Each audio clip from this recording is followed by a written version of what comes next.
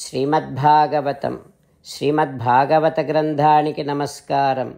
నిగమకల్పతరోర్గళితం ఫలం సుఖముఖాదమృతద్రవ సంయుతం పిబత భాగవతం రసమాలయం ముహురహో రసికా భువి భావుకాః.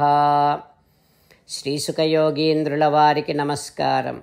యం ప్రవ్రజంతమనుపేతమపేతకృత్యం ద్వైపాయనో విరహకాతర ఆజుహావ పుత్రేతి తన్మయతయా తరవో వినేదుః తం సర్వభూతహృదయం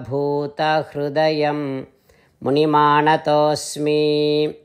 నరనారాయణులకు, చతుర్ముఖ బ్రహ్మకు, సరస్వతీదేవికి, వ్యాసమహర్షుల వారికి నమస్కారం.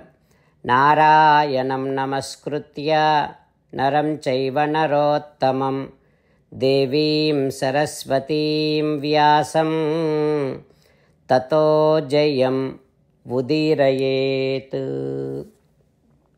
శ్రీమద్భాగవతము 4వ స్కంధములో సూతమహాముని శౌనకాది మహర్షులందరికీ ప్రవచనం చేస్తూ ఈ రకంగా చెబుతూ ఉన్నాడు. ఓ మహర్షులారా, శ్రీసుఖ యోగీంద్రుల వారు పరీక్షిన్నరేంద్రుడికి ఉపదేశం చేస్తూ ఇలా చెబుతూ ఉన్నాడు. ఓ పరీక్షిన్నరేంద్ర, మైత్రేయుడు విదురునికి శ్రీమద్భాగవతాన్ని ఉపదేశం చేస్తూ ఇలా చెబుతూ ఉన్నాడు.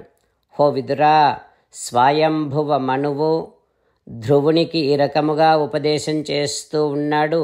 ఇలా అంటూ ఉన్నాడు. ఓ ధ్రువ, పరమపురుషుడైనటువంటి పరమాత్మ సత్వరజస్తమో గుణముల సంబంధము లేనివాడై నిమిత్తమాత్రముగా ప్రకృతితో చేరి ఉంటాడు. అయితే ధ్రువ, ఈ కలిగేటటువంటి సుఖాలు దుఃఖాలు, లభించేటటువంటి శరీరములోని భేదములు, వీటన్నింటికీ కర్మయే కారణం. పరమాత్మ దీనినంతటినీ నడిపిస్తూ ఉంటాడు. సహ అనంతః అంతకరః కాలః అనాదిః. ఆ పరమపురుషుడు అనంతుడు, కాలరూపములో సమస్తమును తనలోనే చేర్చుకునేటటువంటి వాడు ఆ పరమాత్మ. ఈ సమస్తానికి ఆది అయినటువంటి వాడు పరమాత్మ. కానీ తనకంటూ ఆది లేనటువంటి వాడు, అనాది అయినటువంటి వాడు పరమాత్మ. జనన మరణములకు అతీతుడు ఆ పరమపురుషుడు పరమాత్మ. ఆ భగవానుడు అందరి పట్ల సమభావమే కలిగి ఉంటాడు. ఆయన శక్తిమంతుడు. కర్మలకు తగినటువంటి ఫలాలను ప్రసాదించేటటువంటి ఫలప్రదాత కూడా ఆ పరమాత్మయే, శ్రీమన్నారాయణుడే. ధ్రువ, అయితే అట్లాంటి పరమాత్మ ఇంద్రియములకు గోచరించడు. కానీ నువ్వు 5 ఏళ్ల వయస్సులో నీ సవతి తల్లి అన్నటువంటి మాటలకు బాధపడి అడవికి వెళ్ళి తపస్సు చేసి ఆ పరమాత్మను దర్శించి ఆరాధించావు. అంత గొప్పవాడివి నువ్వు. లేభే మూర్ధ్ని పదం త్రిలోక్యాః. అంతేకాదు ఓ ధ్రువ, ఆ శ్రీమన్నారాయణుడిని నువ్వు ఆరాధించి 3 లోకములలో అత్యుత్తమ స్థానాన్ని సాధించి పెట్టుకున్నావు ధ్రువ. అట్లాంటి వాడివి నువ్వు. నీకు ఈ రోషము తగదు నాయనా. మళ్ళీ ఆ పరమాత్మ వైపే నీ దృష్టిని మరలించు. ఆ భగవంతుడినే అన్వేషించు. ఆ శ్రీమన్నారాయణుడినే దర్శించే ప్రయత్నము చేస్తూ ఉండు. ఇక ధ్రువ, ఒక్కసారి దైవ దర్శనమైతే ఇక నీకు ఈ సకల ప్రాణులపైన భేదభావము ఉండకూడదయ్యా. ఓ ధ్రువ, కోపము చాలా పెద్ద శత్రువు. దానిని నిగ్రహించు. ఇప్పటి వరకు నేను చెప్పినటువంటి విషయములన్నింటినీ చక్కగా ఆలోచించు. నా ఉపదేశములను అనుసరించు అంటూ స్వయంభువ మనువు ధ్రువునికి ఉపదేశం చేస్తూ ఉన్నాడు. ఆ తర్వాత ఏం జరుగుతుందో రేపు తెలుసుకుందాం. ఓం శ్రీకృష్ణ పరబ్రహ్మణే నమః. ఓం అస్మద్గురుభ్యో నమః. అంతేకాకుండా మనం ప్రతిరోజు శ్రీమన్నారాయణుడికి ఒక 8 పనులు చేస్తాం అని మాట ఇద్దాం.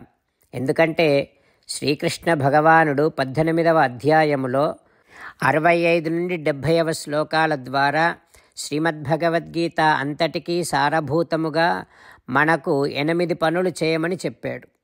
అలా చేస్తే చాలు, నేను మిమ్మల్ని అన్ని విధాలుగా రక్షిస్తా అని ప్రమాణపూర్వకముగా ప్రతిజ్ఞ కూడా చేశాడు. అందుకని శ్రీమద్భగవద్గీతను అంతటినీ విన్న తర్వాత అర్జునుడు కూడా చివరకు కరిష్యే వచనం తవ, కృష్ణ నువ్వు చెప్పినట్టే చేస్తా అని అన్నాడు. కనుకనే భగవానుడు అర్జునుడికి అన్ని విధాల విజయాన్ని అందించాడు. మనం కూడా ప్రతిరోజు శ్రీమన్నారాయణుడికి ఆ రకంగానే మాట ఇద్దాం. 8 పనులు చేస్తాం అని మనము మాట ఇస్తే అది అష్టాక్షరీ మహామంత్ర జపము చేసినటువంటి ఫలితాన్ని మనకు ప్రతిరోజు ఇస్తుంది. ఇట్లా మాట ఇవ్వటం కంటే గొప్ప పూజ, యజ్ఞము, తపస్సు మరొక్కటి లేనే లేదు. అందుకని నేను అంటూ ఉంటాను, మీరు మనస్సులో భావిస్తూ ఉండండి. ఈ రకంగా మనము మాట ఇస్తూ ఉంటే శ్రీకృష్ణ భగవానుడి ముఖారవిందములో కలిగేటటువంటి ఆనందాన్ని మనం ప్రతిరోజు దర్శిద్దాం, ఆస్వాదిద్దాం. జై శ్రీమన్నారాయణ. హో శ్రీమన్నారాయణ, నువ్వు చెయ్యమన్నట్టే నేను నిన్నే సంతతము ధ్యానము చేస్తూ ఉంటా. హో శ్రీమన్నారాయణ, నువ్వు చెప్పినట్టే నేను నీ భక్తుడిగానే ఉంటా. హో శ్రీమన్నారాయణ, నువ్వు చెయ్యమన్నట్టే నేను నా విధులను, కర్తవ్యాలను నీ సేవగా, నీ తృప్తి కోసమనే సక్రమంగా నిర్వర్తిస్తూ ఉంటా. హో శ్రీమన్నారాయణ, నువ్వు చెప్పినట్టే నేను నీవాడిని అనే మహావిశ్వాసముతో నీకే నమస్కరిస్తూ ఉంటా. హో శ్రీమన్నారాయణ, మామేకం శరణం వ్రజ, నన్ను ఒక్కడిని మాత్రమే శరణు వేడుకో అని నువ్వే అన్నావు కనుక నేను నిన్ను ఒక్కడిని మాత్రమే శరణు వేడుకుంటా. హో శ్రీమన్నారాయణ, మా శుచః, ఇక దుఃఖించకు అని నువ్వే నాకు భరోసా ఇస్తున్నావు కనుక నేను ఇక దుఃఖించను. హో శ్రీమన్నారాయణ, నువ్వు చెప్పినట్టే నువ్వు నా కోసమని అనుగ్రహించినటువంటి శ్రీమద్భగవద్గీతను ప్రతిరోజు కనీసము 1 శ్లోకాన్నైనా జ్ఞాపకం చేసుకుంటూ శ్రీమద్భగవద్గీతను అనుసంధానము చేస్తూ ఉంటా. హో శ్రీమన్నారాయణ, నువ్వు చెప్పినట్టే నువ్వందరి కోసమని చెప్పినటువంటి శ్రీమద్భగవద్గీతను తెలియని భక్తులందరికీ తెలియచేసే నా వంతు ప్రయత్నాన్ని నేను నిరంతరము కొనసాగిస్తూనే ఉంటా. హో శ్రీమన్నారాయణ, నేను నువ్వు చెప్పినట్టే చేస్తా, నీకు నచ్చినట్టే ప్రవర్తిస్తా, నీకోసమే పని చేస్తూ ఉంటా. కరిష్యే వచనం తవ. జై శ్రీమన్నారాయణ. భక్తులకు ప్రత్యేకమైనటువంటి విజ్ఞాపన. మీకు అన్ని విషయాలలో వెంటనే మంచి ఫలితాలు రావాలి అనంటే ప్రతిరోజు 1 నిమిషం వెచ్చించి నారాయణాస్త్రాన్ని చదవండి. ఇక మీకు తిరిగే ఉండదు. నారాయణాస్త్రాన్ని పొందడానికి మీరేం చేయాలంటే నారాయణాస్త్రం అనే వెబ్సైట్కి వెళ్ళి మీ పేరు, మీ ఈమెయిల్ ఇస్తే మీ ఈమెయిల్కి నారాయణాస్త్రం PDF వస్తుంది. అందులో ఒక రామాయణ శ్లోకం, ఒక గీతా శ్లోకం, ఒక విష్ణునామం ఉంటాయి. ఆ 3ంటిని కలిపి నారాయణాస్త్రం అంటాం. ప్రతి ఒక్కరికి వేరువేరు శ్లోకాలను ఇస్తున్నాం.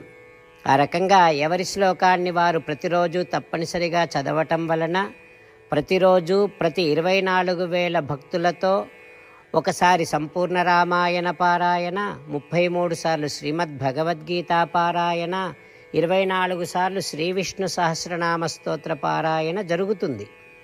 ప్రతి ఒక్కరికి అంతటి విశేష ఫలితము ప్రతిరోజు లభిస్తుంది. అందుకని మీరు మీ కుటుంబ సభ్యులు అందరూ ఒక్కొక్కరు ఒక్కొక్క నారాయణాస్త్రాన్ని వెంటనే పొందండి. జై శ్రీమన్నారాయణ.